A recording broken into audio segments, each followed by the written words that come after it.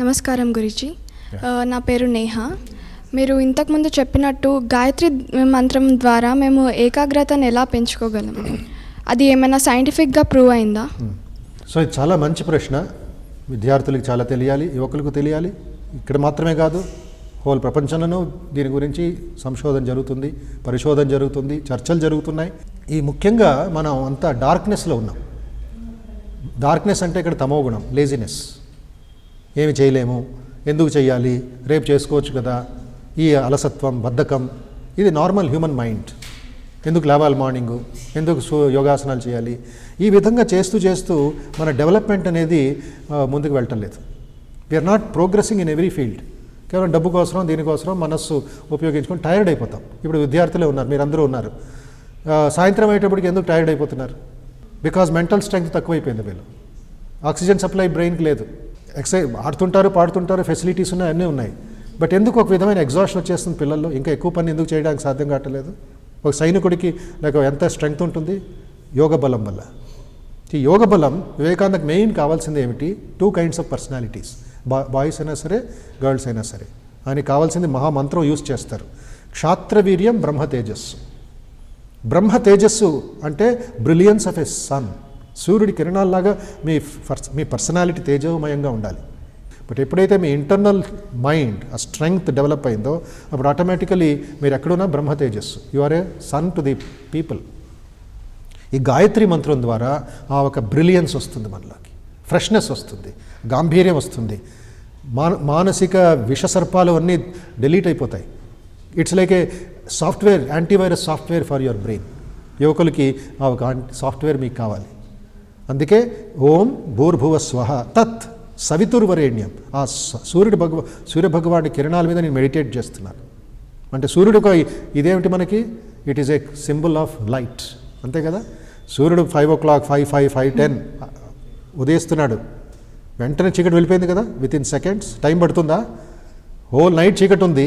But సూర్యుడు ఎప్పుడైతే ఉదయిస్తాడు, కిరణాలు మన భూమి మీద పడతాయో వెంటనే డార్క్నెస్ హెస్ గాన్. సో మీ జీవితంలో ఆ డార్క్నెస్ పోవాలి. అందుకే స్వామీజీ అంటారు, go back to the Upanishads. Last line ఏమిటి? భర్గో దేవస్య ధీమహి ధియో యోనః ప్రచోదయాత్. సో ఈ బుద్ధి అంటే మన పర్సనాలిటీలో, వ్యక్తిత్వంలో బాడీ, దాని వెనకాల ఎనర్జీ వెనకాల ఉండే మైండ్, మనస్సు వెనకాల ఉండే విజ్ఞానం.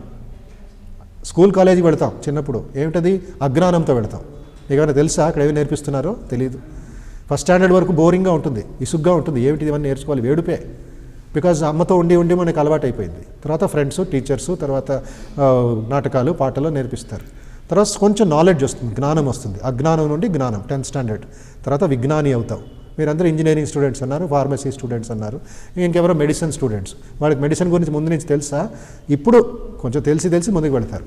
సో మీ మైండ్లో కేవలం మెమరైజ్ చేసుకోకుండా ధీ గురించి ఆలోచించండి. మేధ అంటే సరస్వతి.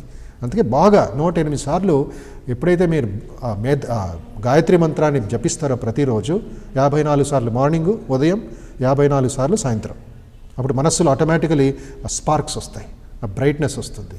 మీ పాయిజన్ అనేది, టాక్సిన్స్ అనేది, మీ లేజినెస్ అనేది అన్నీ దూరం అవుతాయి. అదే కదా మీకు కావాల్సింది. You want to be active. మీకు ధైర్యంగా ఉండాలి, సాహసించాలి, ఎవరు తక్కువ సమయంలో ఎక్కువ సంపాదించాలనేది. బట్ ఎందుకు స్ట్రగుల్ అవుతున్నారు? ఎందుకు ఈ మహామంత్రాన్ని యూజ్ చేసుకోకూడదు? వివేకానందే ఒక ఆదర్శం, ఒక ఉదాహరణ దానికి, సైంటిఫిక్ డెమాన్స్ట్రేషన్. తర్వాత ఎంతోమంది అన్నా హజారే ఉన్నారు, లేక మహా వ్యక్తులు, సైనికులకి కూడా ఈ కాలంలో సోల్జర్స్కి కూడా ఇది నేర్పిస్తున్నారు. ఎందుకంటే లోపల స్ట్రెంగ్త్ లేదు వాళ్ళకి. ఫిజికలీ నువ్వు హూ అని పెద్ద ఇదిగా ఉండొచ్చు, but you need mental strength, you need ధీ శక్తి.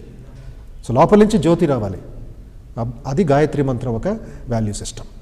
స్వామీజీ, మరి మనల్ని విద్యార్థులు అడిగారు ఇది సైంటిఫిక్గా ప్రూవ్ అయిందా అని. కానీ విద్యార్థులు తెలుసుకోవాల్సిన విషయం ఏమిటంటే, వాళ్లే రోజు 108 సార్లు గాయత్రి మంత్రాన్ని జపించి ప్రూవ్ చేయొచ్చు కదా, అసలు పరిశోధించవచ్చు ఎంతవరకు స్వామీజీ చెప్పింది నిజం అనేది. సో స్టూడెంట్స్ ఆ వేలో మీరు ట్రై చేసి చూడండి, స్వామీజీ చెప్పిన ఫలితాలు ఎంతవరకు వచ్చాయనేది మళ్ళీ మాకు చెప్పండి.